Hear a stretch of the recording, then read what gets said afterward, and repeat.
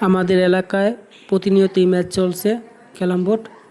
একটা হিট আপনাদের মাঝে তুলে ধরলাম, দেখেন কী রকম খেলে। তার নাম সেরাজুল, সে অনেক সুন্দর খেলে। আর তার আরেকটা নাম আছে কাপাকাপি, আমরা সবাই বলি কাপাকাপি।